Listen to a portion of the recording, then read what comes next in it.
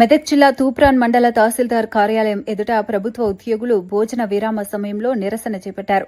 TGE JAC ఆధ్వర్యంలో నిర్వహించిన ఈ ఆందోళనలో ఉద్యోగులు నల్ల బ్యాడ్జీలు ధరించి తమ సమస్యలను వెల్లడించారు. అనంతరం తూప్రాన్ ఆర్డీఓ జయచంద్రారెడ్డికి వినతి పత్రం అందజేశారు.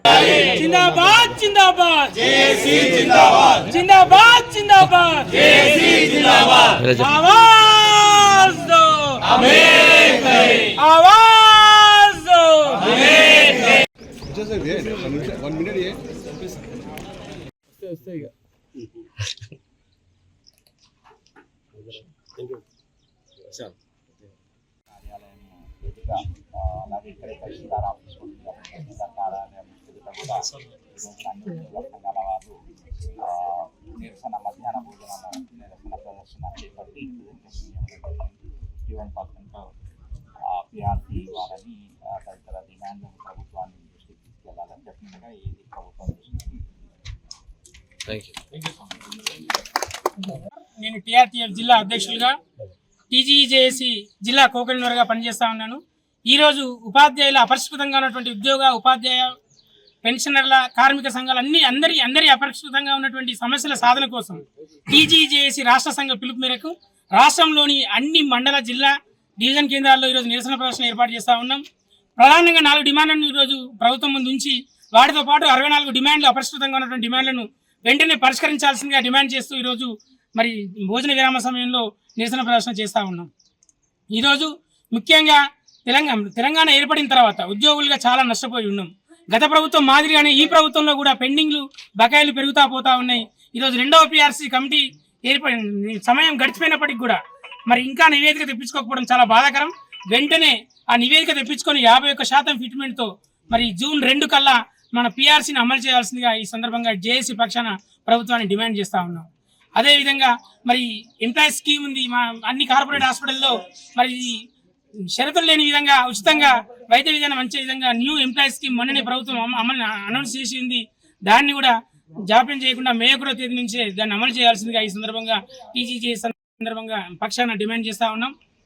అదేవిధంగా మాకు పెండింగ్ బకాయిలు ముఖ్యంగా 13,000 కోట్ల పెండింగ్ బకాయిలు ఉద్యోగులకు పెన్షన్లకు సంబంధించినటువంటి 13,000 కోట్ల పెండింగ్ బకాయిలు వెంటనే దఫాలుగా కాకుండా 700 కోట్ల నెలకు ఇట్లా ఈ రకంగా కాకుండా వెంటనే ఒకే దఫా ఈ 4 డిమాండ్లతో పాటు 64 డిమాండ్లు సిపిఎస్ ప్రధానంగా సిపిఎస్ అనే అంశం కూడా మరి ఈ మేనిఫెస్టోలోనే సిపిఎస్ ను రద్దు చేస్తామని కాంగ్రెస్ ప్రభుత్వం హామీ ఇచ్చిన్నది.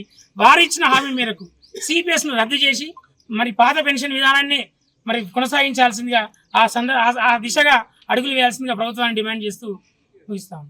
టీజీజేఏసీ రాష్ట్ర వైస్ చైర్మన్గా పనిచేస్తూ ఉన్నాం. రాష్ట్ర ప్రభుత్వం ఏర్పడినప్పటి నుంచి పలు విధాలుగా శాంతియుతంగా 210 సంఘాలు కలిసి పలుసార్లు విజ్ఞప్తి చేసినప్పటికీ సమస్యలు పరిష్కరించకపోగా ఒక సమస్యకి ఇంకొక సమస్య అక్యుములేట్ అయి ఉపాధ్యాయ ఉద్యోగ 4వ తరగతి ఉద్యోగుల పెన్షనర్స్లో విపరీతమైన మానసిక ఒత్తిడి పెరగడం జరిగింది. అట్లాగే పెన్షనర్లకి బకాయిలు చెల్లించక వాళ్ళు టెన్షన్స్ తట్టుకోలేక చనిపోతూ ఉన్నారు. పెండింగ్ బకాయిలు చెల్లించనందువల్ల జీపీఎఫ్ ఇవి పెళ్లిళ్ళు చేసుకోవడానికి ఇల్లు కట్టుకోవడానికి పెట్టిన మా డబ్బులు మాకు ఇవ్వకపోవడం వల్ల ఉద్యోగులపై సానుకూలంగా స్పందించి మా రాష్ట్ర నాయకత్వాన్ని పిలిచి చర్చించి ఉత్తర్వులు జారీ చేస్తే మేము ప్రభుత్వంలో ఒక భాగమే. ప్రభుత్వం మేము వేరు కాదు, ఇది ఒక కుటుంబం లాంటిది.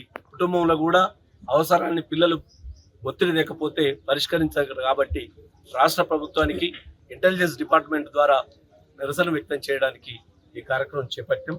అలాగే జిల్లా కలెక్టర్ల వద్ద కూడా అంతటితో కూడా సమస్యలు పరిష్కారం కాక ప్రభుత్వం చొరవ చూపకపోతే రాష్ట్రం స్థాయిలో 1,00,000 మంది ఉద్యోగ ఉపాధ్యాయులతోని ధర్నా కూడా నిర్వహిస్తాం. టీజీజేఏసీ శాంతియుతంగా రాష్ట్ర ప్రభుత్వం కష్టాల్లో ఉన్నదని తెలిసి కానీ ఒత్తిడి తేకపోతే కూడా ఎవరు ఇచ్చేటట్లేరనే తుది నిర్ణయానికి వచ్చి పోరాట కార్యక్రమాన్ని నిర్ణయించడమని విషయం తెలియజేస్తూ పత్రికా సోదరులకు కూడా విజ్ఞప్తి, మేము ప్రభుత్వం వేరు కాదు, ప్రభుత్వంలో మేము భాగస్వాములమైనా మా కష్టాల్ని నివేదించడం మీ ద్వారానే తెలియజేయాలి. కాబట్టి ఈ నిరసన కార్యక్రమాలు చేపట్టగలరు.